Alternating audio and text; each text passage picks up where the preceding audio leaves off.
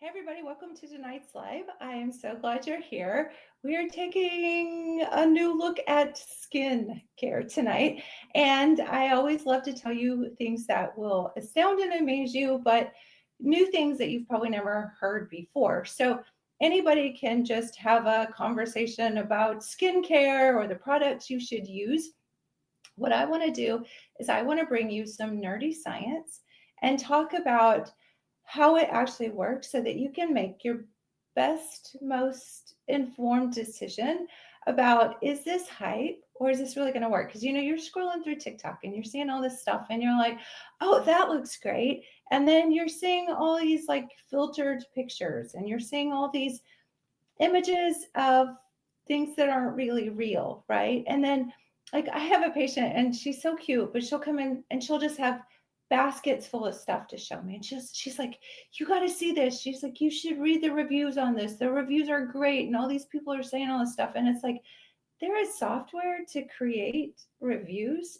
Everything is you can't even really know what's real anymore, right? With the AI, because it will just generate all these bogus like testimonial people. And so you don't even know. And so you can spend so much time and so much energy trying to buy products and fight this aging process and think, that you're doing all the things and you're trying to, I get it, not go down without a fight. So I totally get that. So how do you know who to trust, right? And how you know who to trust is if you know the science and you know exactly how something works, then you can work backward and go, okay, well, I remember that nerdy Dr. Tammy girl said this is the structure of the skin and this is how that works on that. So if they're telling you something and they don't have any science to back it up or all they're going on is just testimonials, that's great. And you want social proof, but you want some science to it, especially if you're going to spend significant amounts of money. This is kind of interesting. I was watching some um, oh, it was a guy talking about marketing basically, and he was saying that there is a skincare cream that is sold in like some of the high end salons and shopping centers, like in California and stuff. And there is a cream that is really like, I don't know, it's like $6,000 for this like jar of cream. And they were saying that it's exactly the same thing that's in Neutrogena, just as a moisturizer. And they actually got like some of the people from the company to actually disclose that. And so he was talking about what this marketing hype is that actually gets people to buy this stuff. And it's all because they say it's proprietary and it's all secretive, and because you have this social proof of these really rich people buying this stuff, then all of a sudden it's got this level of credibility that's just pretty fascinating, right? And so yeah, and I don't know if that they're I don't know if that's doing anything wrong, because the placebo effect clearly is something good with people, because it works. It's in every arm of medicine. But when it comes to the skin, I don't think there's a whole bunch that the placebo effect can actually do. So anyway, so what are we going to talk tonight? We are going to talk about skin aging specifically. And so there's lots of issues that can happen with the skin, autoimmune, different diseases, cancer, things like that. But we're just going to focus on skincare after 40, basically. And what can you do? What's the science? What actually supports what you're doing and why? And then you can make your own decisions about things, right? Okay, so skin aging is a couple of different things that happen. So one of the things is thinning. So thinning happens for a lot of different reasons, but thinning is a sign of skin aging, but it is also secondary to all these other processes too, because what causes the skin to thin? And we all know that a plump baby is just like, chillo mushy. I mean, it's skin, there's not a wrinkle on it, it's just so plump, right? And so what causes us to lose that plump, to lose that volume, to be where it's literally almost just hanging off of you, right? Okay. And then loss of elasticity. So if you do that test where you like actually can pick up your skin and see like when you lift it, if it like plumps back down. So I don't know if you can see what I'm doing here, but like when you lift the skin. So I'm 55, so I am not going to sit here and preach to you and try to tell you that I'm 20 and that I, have perfect skin or anything. I'm just like you. If you're over 40, I am struggling just like you with all of this. So I totally get it. But when you start trying to take care of what you got, you can't really reverse. You can really only take care of what you got. So it's time. So if you're in your 40s, do it now, because that elasticity is something that is really hard to get back once you've lost it. Yeah, so Botox, I absolutely do. And I want you guys to, this is about you. You ask questions. I've got plenty of nerdy science that I can talk about, and I will. But if there's anything that I can answer for you, that's really why I'm here at the end of the day. These topics I just bring because, to keep the conversation going, basically. But as far as Botox, yes, I absolutely will just get that right out of the gate. I've had some cosmetic surgery. I do Botox all the time, fillers. I think that's really important. I think that women tend to get judged because it's kind of like vanity, or are you prideful? And it's like, no, if I had a dent in my car, I would go get my car fixed, right? I mean, I'd have body work done, right? And it's almost like we as women, like, is that not okay, right? If we want to take care of our outer shell, I think it's absolutely necessary, because our outer part is a reflection of our inner part. So taking care of ourselves and our skin is super important. So absolutely. So if you guys are interested, we can talk a little bit more about Botox and how that works and why I recommend it. But I'm just going to kind of get right into a few of these things. We should do, yeah, we should, and we do, darn it. Okay. So yeah, loss of elasticity, wrinkles. Wrinkles again are just a breakdown in the matrix of the skin, and I'm going to give you some nerdy science here in just a minute. Age spots, so those are the dark spots that we see that are just like look like dot to dots, right? And visible veins or bones, so you can kind of see. I do have thinning of the skin and visible veins and bones, and it's just part of it. PRP for under the eyes. Yes, absolutely. She's talking about PRP, which is the what we used to call the vampire facelift. It's where we draw your blood and we spin it down and we inject it. I actually use, in our clinic, we use something called PRF, which is platelet rich fibrin. So it's like PRP, but it has just a little bit of a different processing. And you can actually make a gel out of it. So that gel you can inject in like filler. So not only does it have the collagen stimulating, but you can actually use it for fillers. Best cream for under the eyes. Okay, so I'm going to talk about creams just a little bit, because I don't want to just give a brand. I'll tell you the brand I like, but I don't want to give you a brand, but I want you to know how to look for a brand, because the skin under the eyes is different from the skin on the cheeks, as it's different from the skin on the neck. So I'm going to tell you how to look for those, the different types of what you should be looking for. Okay, but I'll have to explain this just a little bit to do that. And also slow healing, because everything's just not as vascular as it once was. Okay, so I don't know if you can see this little picture here, but this is the epidermis, or the top layer of the skin. And this is the dermis, or the secondary layer of the skin. And this is what we call sub-Q, where the fat lives. Because you have to have fat under your skin. You don't want a lot of fat, but you have to have that fat to give you the plump look. That's why babies look plumped up, because they have lots of fat in there, right? So in this area called the dermis, this is probably the most important place. This is what you see up here with the epidermis, but the dermis is actually the most important part. So these red things in here, these are the blood vessels, and the blue is the veins. I know it's a little hard to see, but and then these crosshatches here are the collagen, and then elastin are these little like rubber bands that hold those collagen crosshatches together. And this is the matrix of our skin. And so what happens is, when we start to lose that collagen structure, now literally we start to get deficits in the skin. And now we're seeing things like this. And so now you see these lines in the skin that literally look like, under a microscope, they look like the Grand Canyon. And so that's the difference when you look at somebody who's younger, when you look at their hands or you look at their face. and it looks smooth versus all those crevices. And if you look in the sunlight at old skin, you can literally see all the little crosshatches where every single collagen elastin particle has retracted, and it's kind of like an air mattress as it just lost its bite. I mean, it's just kind of falling through. So those are the things that are causing these different aspects to happen. So the thinning is just a loss of that collagen, and now everything's kind of going down. You don't have that elasticity, so you don't have the spring like in the mattress. You get age spots because the blood flow is compromised, and now sun damage that happens at the level of the skin.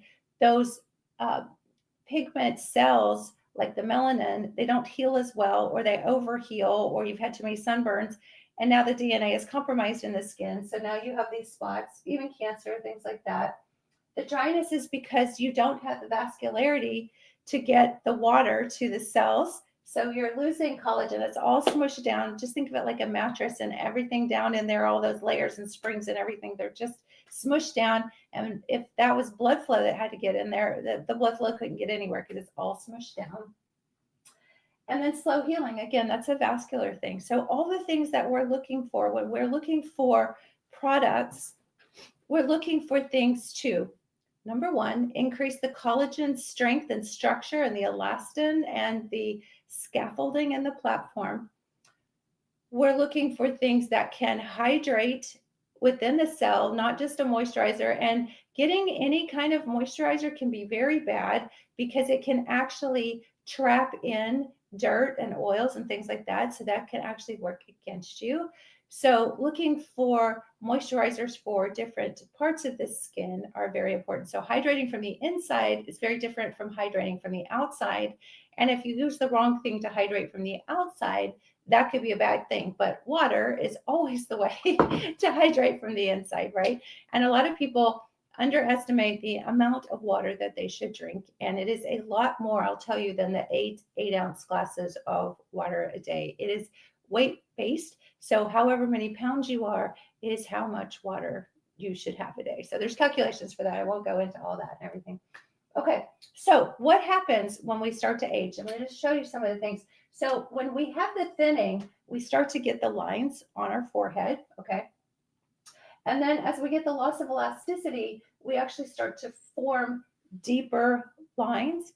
And so with Botox, the way Botox works is you have both what we call static and dynamic lines. So dynamic means they are lines that you make every time you frown or you smile or and that's all genetically predetermined too, how much you smile or how much you move or where you move or how deep the wrinkles are. Sensitive skin moisturizer. Okay. Yeah, we'll talk a little bit more about moisturizers.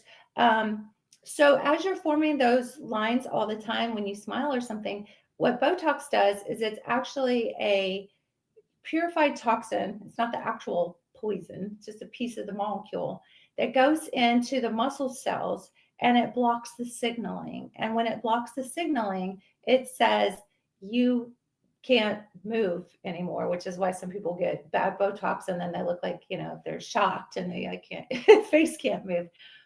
So what it does is it tells those particular muscles not to move. So you really want your injector to know what they're doing because you can get like a dropped, all sorts of bad things can happen. So you want to make sure that they know what they're doing. But yeah, so when you paralyze those muscles over time, then those static lines are not formed and they're not as deep as those dynamic lines. So it's kind of like, I think of this kind of stretch, but one of the things I tell people is do not sleep on your face. Do not sleep on your side. Try to sleep on your back if you can. And that is a really hard thing to do.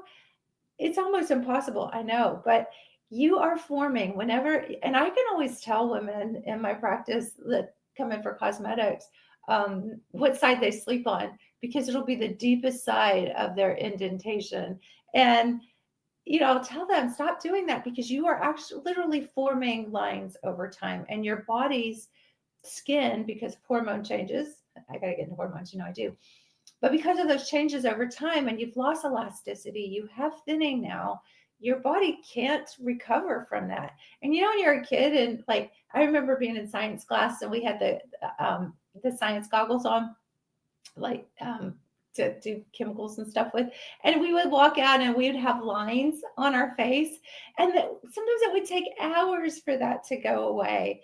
Now it's like if I go lay on like a massage table or something, I hate it when they put my face down, because the lines on my face from that pillow thing will last like the whole day. We just don't have the bounce back that we used to have. So I think that we have to be really careful with how we take care of our skin, and that's including sleep, how we sleep, and getting sleep too, because sleep is actually restorative.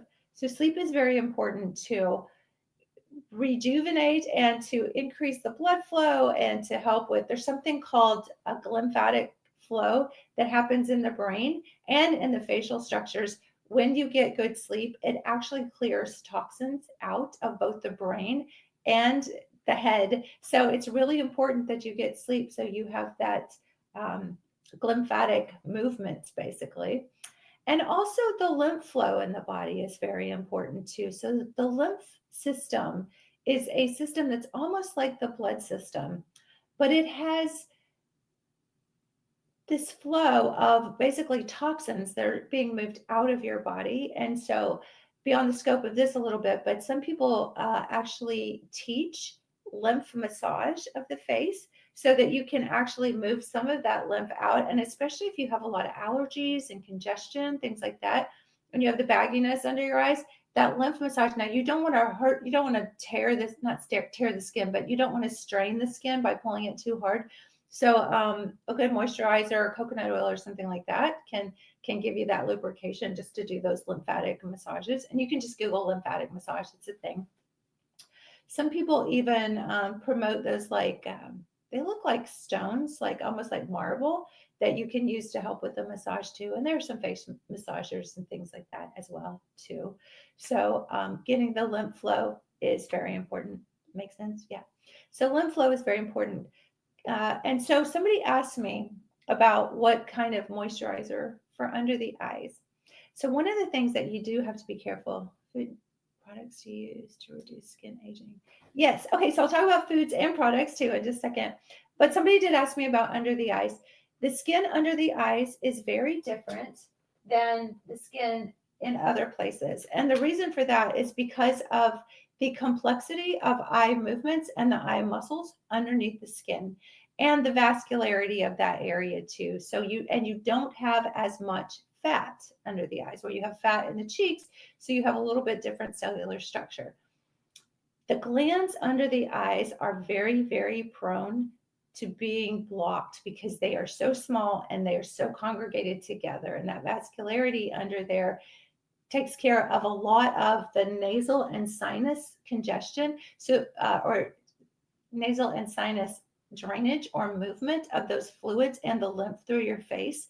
So that skin there is very, very thin because it has to have that flow to it, because it is a very specific function. It's not just for filler, basically, in the face. So it is so intricately related, because you have these ducts here from the eyes too, and from the drainage from the eyes. And so that skin has a lot of duct work in it, and they're very prone to get clogged. And I don't know if any of you guys have experienced this, but this is a very complicated dichotomy with me. And that is that I tend to be very dry and I have to moisturize. But those ducts in that area are so prone to getting blocked. And that's called milia. And it literally looks like little white marbles underneath the skin, and they start to protrude. And so if you use a thick, oily moisturizer, it makes that worse. And it looks like acne, but it's not. Yeah, it's absolutely miserable. And it is hormonally driven as well. And so one of the hormones that actually works against us here is cortisol, because it's an inflammation thing. And cortisol has a very tricky balance with inflammation with the sinuses, and that's why we get all puffy-eyed and stuff when we have sinuses, or when we cry, or when we have trouble with that drainage there. And so one of the things that works really well for the under the eyes is just a super, super light, almost paper thin, if that's a term, moisturizer. And I can tell you guys this. This is one I found, and this none of these are sponsored here tonight. I actually have some of these products that they give me to recommend or to do reviews on. And so I haven't done those. And I have a whole box of stuff that I've actually already reviewed and I'm going to recommend. But I'm going to do a separate video for each one of those so I can tell you guys about them, just to be fair to the people who sent me the samples to review. But this one's dirt cheap, and it's called Braylee, Breylee. And again, I have no link on there, so I'm not making any money off of this. And it's like, it's dirt cheap. It's like, I don't know. I think I got it like off AliExpress or something at one time. I'm like just trying stuff, but it's super, super thin. It's called a lifting cream. It's the purple retinol lifting cream. And this is really good, and it does not block under my eyes. So I have to be really careful with all my moisturizers that I don't get them on the skin underneath my eyes, because I hate those milia. And then you have to go and pop them with a needle and stuff. And then it, like, you can scar. And I had an esthetician scar me one time. So, okay. Write this down if you have your pen. Beef tallow. I'm not sure about beef tallow. Oh, the Braylee. This is Breylee. Braylee. Just go on Amazon. Yeah, retinol cream. Okay. If you have the milia thing, you totally have to write this down. I'm not kidding. Wash under your eyes. You get some, I don't even care. I use wet wipes, like baby wet wipes, just that hypoallergenic. You don't want chemicals in it or anything. But, and don't tear your skin or anything. But just wipe very, very careful. But make sure you get all of the makeup off, because even a drop of makeup will make those milia worse. I mean, make it where you, after you've finished, take another wet wipe and wipe your face. And if there's any makeup on it, wash your face all over again, because the slightest little bit of makeup under your eyes will make those milia worse. So I've played around with a couple things. Pure coconut oil that is the, not the like the melty kind, like liquid kind, but when it's in the whole virgin coconut oil, actually has anti-acne properties, antibacterial properties. So it's really good too. You could just use a straight virgin coconut oil under your eyes if you wanted. I just kind of thought this one's kind of thin. 11 lines. What can I use? Okay, so the 11s are tricky, because those are the lines that basically do this. When you, I don't know if you can see me, but those 11s, that's what she's talking about.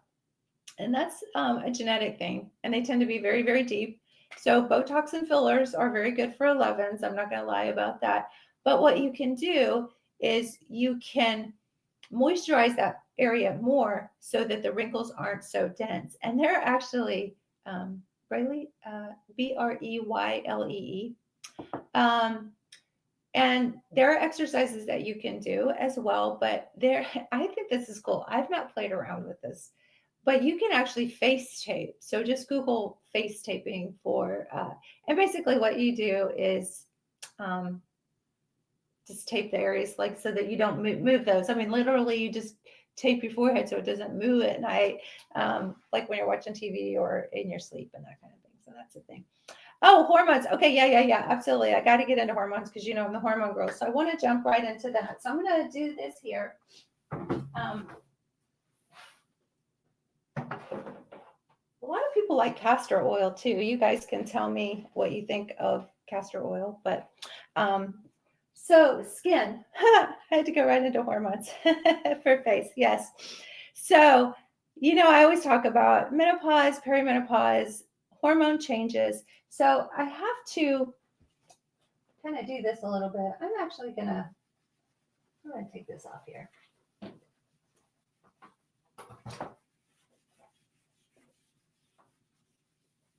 Okay. So, you know, I always have to do this. 0 to 100. These are hormones on this axis. And this is about 50, which is menopause. And our hormones start here: estrogen, progesterone, testosterone, ovarian hormones. And then they start fluctuating. And then they start fluctuating. And then perimenopause gets a little crazier. And then things start falling off. And then we literally flatline after the age of 50. Our ovaries, or 50, 51, 52, whenever that happens. And then what happens is our ovaries have ran out of all the eggs they're going to have. And then we are in ovarian failure at that point. So I can't say enough about what we're dealing with. And this is where we have all the aging processes that happen, including our skin. And this is not fair to us, because women here that have all these estrogen, progesterone, testosterone, all the ovarian hormones, they don't have the trouble with the skin that we have. And then we start into this skin over 40 conversation, and you can see exactly what's happening there. Severe thyroid dysfunction, couldn't even walk. Yeah, and thyroid actually changes some of the hydration to the skin as well, because when you get dry, your hair is dry with thyroid, and thyroid and estrogen are related.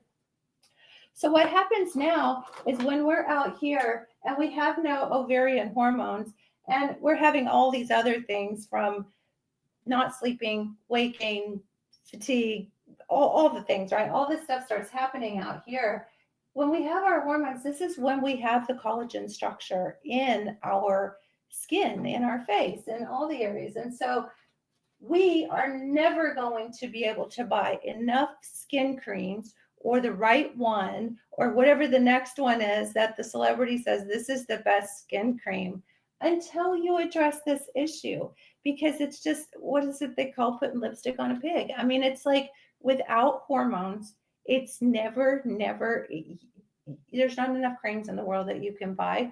And you might be able to temporarily plump up the skin just a little bit, but there's just not enough without hormones. So I get asked all the time, because it has been kind of moving around in social media about putting estrogen on the face. So yes, and absolutely yes.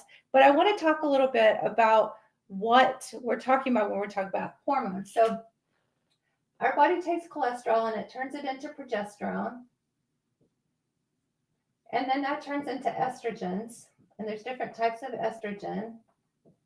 And then that turns into testosterone. And these three hormones are all essential to, these convert back and forth, to the skin, and to hydrating the skin, and to the blood vessels to the skin, and keeping all of those structures healthy and young. And so once our ovaries are gone and we have nothing out here, you've got to do something. So I always say, if you follow me and you're my tribe, you know everything that I say about the safety and the life-saving and disease preventing possibilities with being on bioidentical hormones. But absolutely, if you have not heard all of that and you're still scared of estrogen, you absolutely can use topical estrogen on the face or on the hands, and really not worry if it's bioidentical, worry about what it's going to do for breast cancer. Biased, yes. I love Bias. Bias is, there's three different kinds of estrogen. So I'm just going to do this right here and come down here. So there's E1, E2, and E3.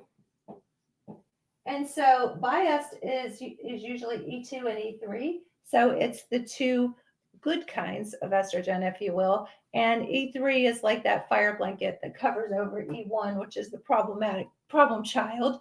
And so some people will just use, if you're using a compounded pharmacy, they will just use E3 because they don't want to use any E2. But honestly, if you're using E2 just topically on the face or on the neck, and you have to understand, I'm a girl who I understand the science of how all of this works. So using a biased on your neck or on your face is totally cool. And even if you don't want to take systemic hormones, meaning by mouth, which you shouldn't ever, if you're worried about the safety of that, then absolutely a topical bioidentical hormone cream is the way to go. And so anyway, just as we're kind of talking about that, if you want hormones for your face or for the inside, we have a test kit that we can send to your house. And you basically just put your saliva in the little tube and send it in, and we get your results. And free shipping. Our hormone experts get on the phone with you or on a Zoom call, and then they can help you with whatever. If you want estradiol, estriol, progesterone cream, whatever you want, if you want it just for the face or if you want it systemically, however you want it. But that is so frustrating because so many doctors won't even entertain that. They won't even if they're like, quote, scared of hormones still. I mean, to use it topically on the face, I mean, like, it's just nuts that they are still so stuck in this incorrect narrative that hormones are bad for you. And you guys who go back and watch my other videos, if you follow me, but you guys who are in my tribe and here every night, you know that it's so crazy to me that the study, the WHI study in 2002 that scared everybody and that they shut the study down for, it wasn't even the estrogen arm that got shut down. It was the synthetic progestin arm that got shut down because they were starting to see trouble with it. So if you want to be scared of something, be scared of synthetic progestins. Be scared of that. If you want life-saving, life-changing, and to actually have a well-balanced life with some halfway decent skin, learn about the truth of natural bioidentical estrogens, because they are the driver for every cellular process in your body, and the skin is no exception. I think of the skin as the canary in the coal mine. If your skin is inflamed, like rosacea, and it's red or it's wrinkled or it's losing its tone, it's growing cancers on it, that is just an indicator of what is helping in the system systemically. And so the canary in the coal mine says, hey, something's going on. And this is also going on in your brain, dementia. It's going on in your heart. It's building up heart disease and cardiac disease in there. So I think of you getting on hormones for skin, right? If that's what it takes to get you on it, as actually protecting the rest of your body as well.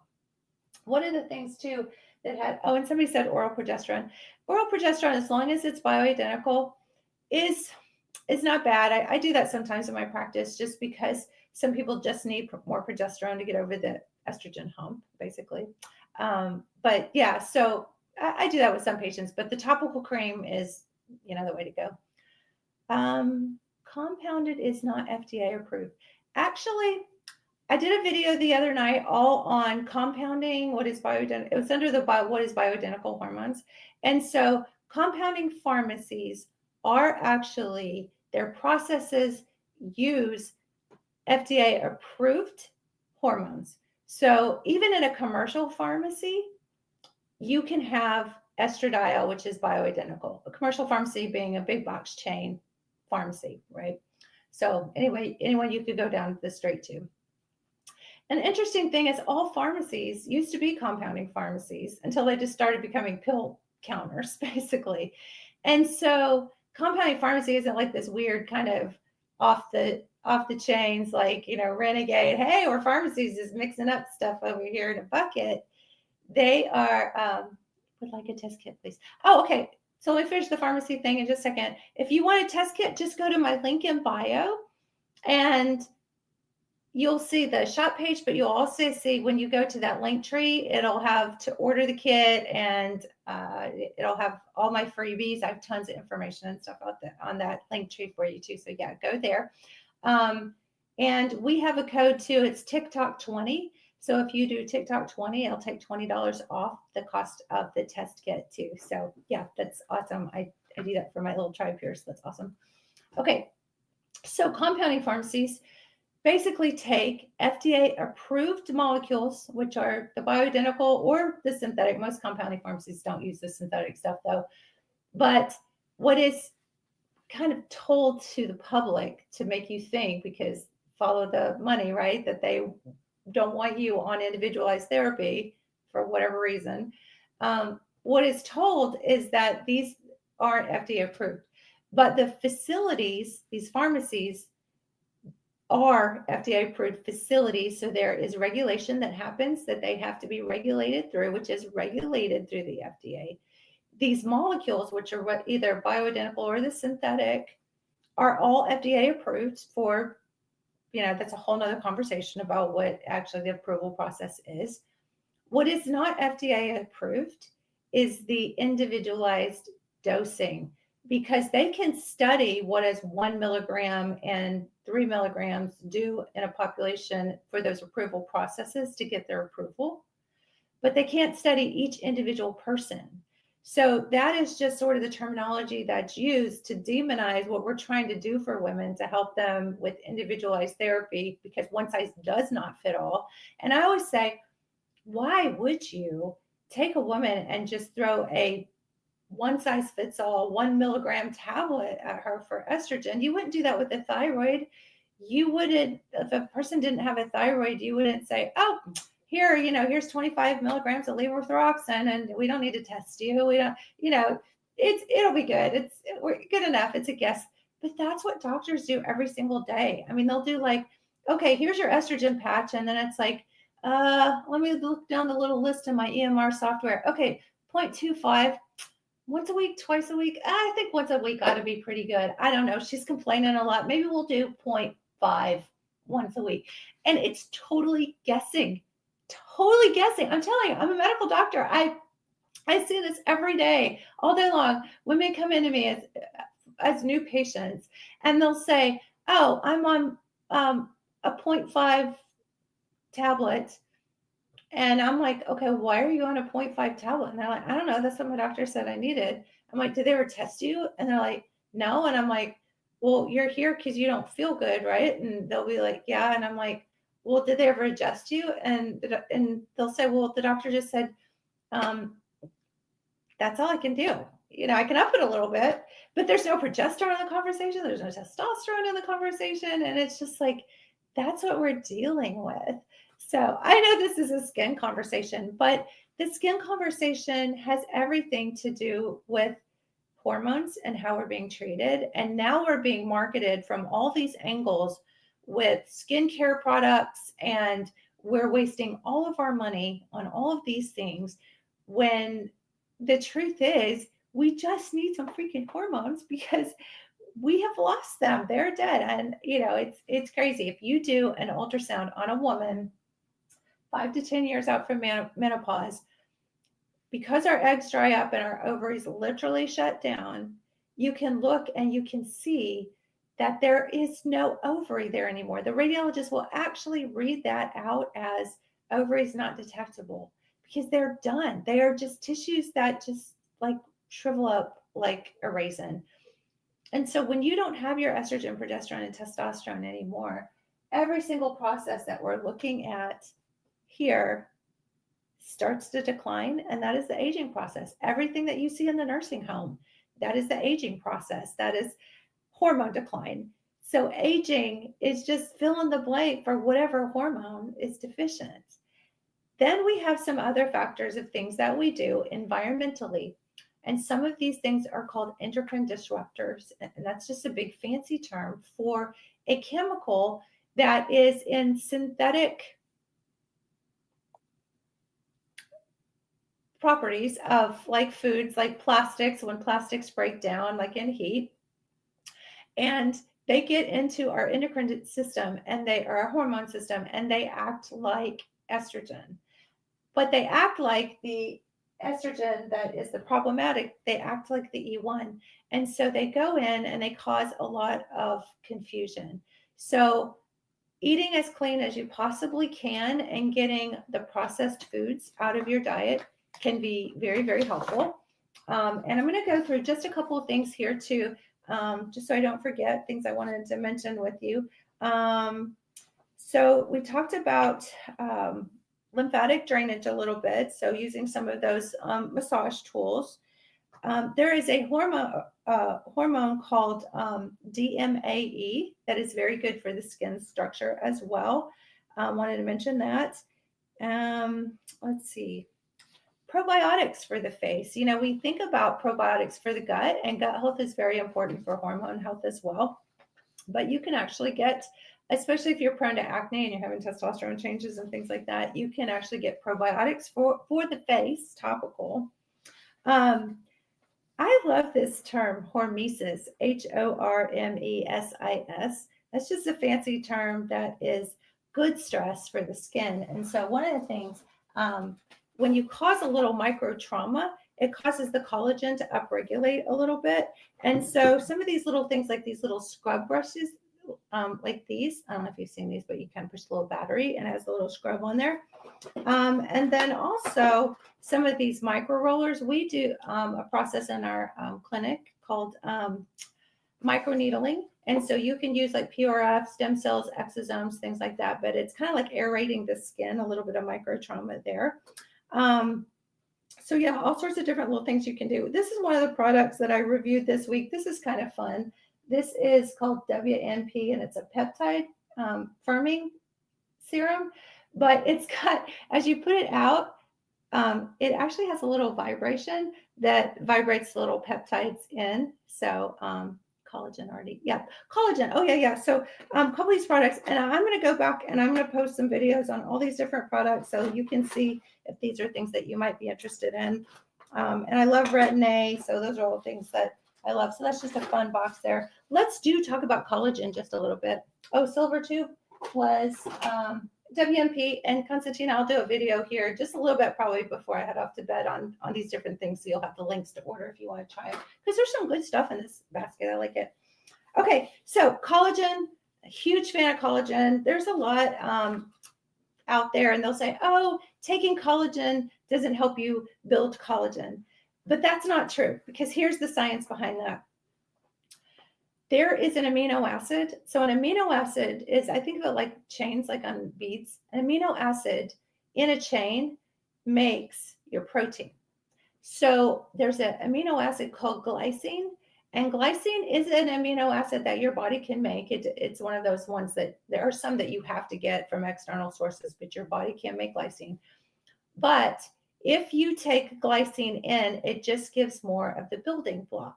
So taking collagen powder absolutely will help you with your glycine build more protein molecules. So good protein and good collagen is essential. So if you want ours, you can go to the link in bio on my main page, and there's all my freebies and stuff, and you can order the test kit. And then on the other side, the shop section is the you can go and buy the collagen powder too. I love this stuff. I put it in my protein shake every single morning, and it has 4 different types of collagen in it. So I won't go into all the nerdy science about that, but this is like the best. I always research and find the best of the best. And since I take it myself, I always keep it too. Sea moss. I don't know a whole lot about sea moss. I know, yeah, I can't speak to that. So I'll have to do some research, but I'll definitely get back to you on that. Okay. And let me see. Oh, light therapy, red light therapy. We have red light in our office. Liver health. Your liver health is so important. You know, when your liver's not healthy, like in someone who has jaundice, or when their eyes are yellow or they have jaundice, that, you know, your skin is not healthy if your liver's not healthy, because your liver clears your toxins. So good detox, liver cleanses, that sort of thing. I'm usually drinking my dandelion tea here at night, but it's been a little bit of a crazy day, so I was running a little behind, so I didn't have my tea. But okay. Cold therapy. Oh my gosh, I love this. I love to splash like cold water on my face when I'm done in the morning. It kind of just closes those pores up. So if you're prone to large pores, that can be a thing. I think I got everything on that, so I wanted to cover that. Okay, cool. Yeah. Okay, I will say, I do want to tell you guys this because I love to just share the really cool stuff. Again, this is nothing sponsored or anything, but I found this stuff. It's called amlactin. So if you want to write this down, this is crazy. Like if you get like really dry stuff on your heels, like on your feet, this stuff is nuts. But I got to tell you, it stinks really bad, like really bad. You just get it on Amazon, you know, just go Google or look on Amazon. But I usually put like a nice, moisturizer that's got like Bed Bath and Beyond or something, or what is it? Bath and Body Works. That smells nice, or I use like this nice little coconut lotion to make it smell better. But oh my gosh, like it's really good for super dry skin, and it's basically lactic acid in it, so it's kind of like doing a Retin-A kind of product. Okay, so I want to talk about hormones just a little bit because there is something very interesting about stress. And I know we overuse the term stress all the time.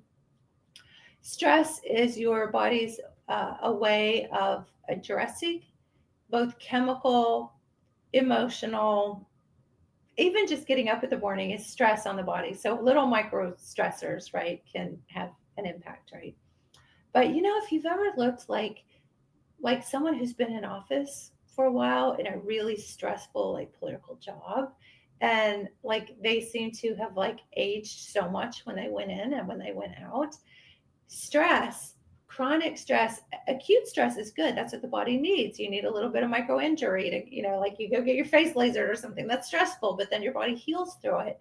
But chronic stress every day, in and out, can really start to mess with your cortisol levels and your adrenaline and your adrenal hormones, your DHEA, all of those. And so, yeah, that's easier said than done. If you've got a life that's just tremendously stressful, what do you do with that? Well, I mean, we could talk about breathing exercises all day long, but there's just certain things that sometimes you just have to get through, right? But when you think about stress and what it's doing to your body, there is a process called glycation. And glycation is the process where too much sugar literally breaks down the matrix in the skin layers. And we know now that glycation is also related to sugar. So when you eat a lot of sugar, it actually increases that glycation, that breakdown of the skin. And so hormones, coming full circle when we're talking about stress and cortisol actually worsens your ability of your body cells to use sugar. And so now we start to have these issues where sugar is literally breaking down our skin too. So stress and cortisol, glycation, and that's why some people just look so much older. When you go to like your high school reunion sometimes and you look around and you're like, oh my gosh, what happened to that person? And sometimes they lived like in Florida and, they were sun damaged all the time. But sometimes it was just a life of a lot of stress. So stress and, emotional stress, trying to do all the things to just take care of yourself the best that you can, gratitude, belief in God, just kind of giving that over when you can. And I've been in those situations. I was in a situation for 6 years that when I came out of it, I looked completely different than I went into it because there was just so much emotional stress attached to that. So I think you really have to consider what is causing the aging to your skin. And again, I promised you this wasn't going to be just pulling a bunch of products out of a basket and saying, hey, yeah, this is the best thing for skin. This was really just an understanding of what's causing the aging to happen and an understanding of your nutrition and eating too much sugar and eating processed foods that have these chemicals in them that are disrupting your endocrine hormone system, and knowing that you can do too much of the wrong thing, like putting too thick of a moisturizer and causing little bumps under your eyes. And all of this, you kind of have to navigate yourself. But if you have good hormone balance from the inside out, most of that's easy because girls down here and when they're in their prime and their fertile years, when their estrogen, their progesterone, their testosterone is all very high, other than a little acne if their testosterone gets out of whack, they ain't worried about going to Dillard's and finding all these products and what's the next greatest best thing it's going to help me. So when you're thinking about those things, think about the canary in the coal mine, that your skin is just an indicator of what's happening on the inside. And so if you're focusing on those things and the nutrition and the collagen powder and your vitamin E's, your fatty acids, your fish oil, all those things that actually help make the substrate of the oils for your skin and the oils to make your hormones. All of that's super important as well. But without hormones, you just are never going to be able to compete. Not that you need to compete, but with someone who has high levels of estrogen, progesterone, or testosterone. So, anyway, I am super passionate about helping women do that. So, sun and skin. Yes, sun damage is very hard on the skin. Vitamin D is actually a hormone, and vitamin D is really, really good for your skin and for all your processes. Just don't get burned, and that's hard to do when you like just go to the beach and you're like, oh, I'm just gonna have fun and enjoy this. But that DNA damage that happens over time, it happens because you get burned, right? So just be really careful with that. And if your immune system's good, your immune system's repairing as you're in the sun. So the damage is lessened. So yeah, but sun will absolutely get you. I don't know if you guys are like me, but I used to lay out with baby oil and we put iodine in baby oil and just bake. I mean, that's just what we did. So now that I know that, like, I never would have done that. And there are times I would so love to. My fiance, he tans so easy and has the prettiest skin, and I'm just so jealous because he'll just go out and bake, and he, has super healthy skin. And like I go out and I immediately, because just I'm Irish. My background is, I'm like fair skinned, and like I'm immediately freckles, and then I'm sunspots, and then I'm like dried out like a raisin. And so like I don't have that fortune to be able to bake in the sun, and I wish I'd done less of it instead of more of it. So I'm that girl now that wears the hat and all the sunscreen. And I can't say enough about sunscreen, but do be careful about sunscreen under your eyes, which is an area that you need it a lot, but you can get those milia, and it can block under the eyes as well. So be careful about those really thick sunscreens, especially if you have that. Um, okay, I think I've covered a lot about skin. Um, I just want to kind of help you understand too that Nibucrane, yeah, formaldehyde. Yeah, you have to look. When you look at just over the counter skin creams and stuff, all those chemicals that are in there, it is just, it's mind blowing that we're putting these on our skin. And yeah, they might have some immediate hydration effect to them, but we're literally putting these endocrine disruptors, these chemicals into our body. And if you go back and watch my talk I did the other night with a replay on bioidentical versus synthetic hormones, and the chemicals that are used from the natural gas from the oil industry is what these byproducts are, what they are using as kind of hand-me-down products, all these junk products left over when they take the molecules out that they need. And it's like, oh, what are we going to do with this? Oh, let's just sell this to some skincare company. And and these chemicals have carcinogens in them. And what's really interesting too is we do food sensitivities in our practice as part of our functional medicine umbrella.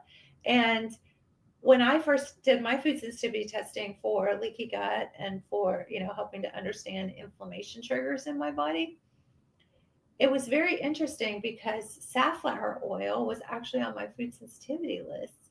And I had so many skincare products that had safflower oil in it. And I was like, I was wondering, like, why do I always feel like kind of inflamed and puffy when I use that on my face? And so I was like, oh, okay. So that's kind of a good thing sometimes too. If you're like, I keep using something, what's in there? Collagen. This is our brand. It's Collagen Restore. And if you go to my link in bio, it's in there.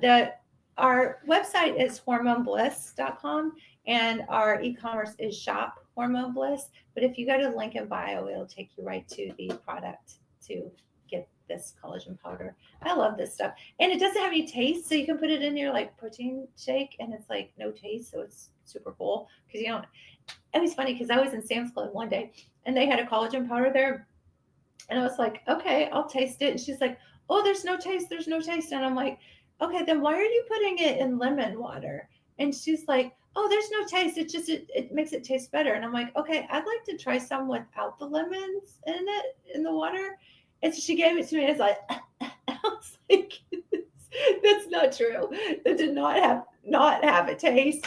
So I'm like, okay, when they say there's like not a taste, it's not always true. So yeah, there's literally no taste in this, and it blends really well. If you want a good protein shake, if you go to that link in bio on our shop page, we have a wonderful detox. So if we're talking about liver health and having good skin with liver health, you can go there and so I didn't bring it down, but it's a scoop of our detox powder and then a scoop of the collagen powder every day. And it's very filling, and it's like almost like 25 grams of protein in there. So I'm getting my protein too. And then I usually, oh my gosh, I'm like stacking all this stuff. Then our fruits and greens, I use the chocolate detox. And then I do the uh, chocolate mint fruits and greens. So this gets all my fruits and vegetables. And then it also gets your probiotics and your prebiotics. So literally almost everything. And then all the vitamins and stuff and everything between that detox powder. I still take extra stuff, but it's like almost everything in all this. And then a scoop of this. And then I take a teaspoon of MCT oil. And so that gives you the fatty acids that you need as well. And so, like, I'm done. Like, I do that in the morning. I'm like, I'm out. I'm done. That's my day. And then I do take other supplements, and I can tell you guys my supplement list. In fact, I've had people ask me a lot what all supplements I take. So I think tomorrow night, what I'll do is I'll just go through my supplements, what I take and why, because it's always the why. I always want you guys to have the why and know. So I'll do that tomorrow night. And I'm here every night at 7 o'clock. So if you guys want to tell your friends, there's this crazy lady who talks all things hormones. Come join me and share with your friends and bring your questions, because it's all about questions and stuff. But some people say, oh, you don't need supplements. And I'm like, have you seen our food supply? We cover weight loss. Yeah, absolutely. The GLPs, that does get a lot of questions sometimes. GLPs are actually a hormone. Who's talking about the weight loss shot. So I'll absolutely do a talk on that. And I can do that this week too. But I think I'll do supplements tomorrow, and then maybe the GLPs on, let's see, what is this, Sunday already? So maybe Tuesday. So, oh, yes. Thank you for being here. I love you guys so much. Thank you. Thank you. Thank you. I am so excited.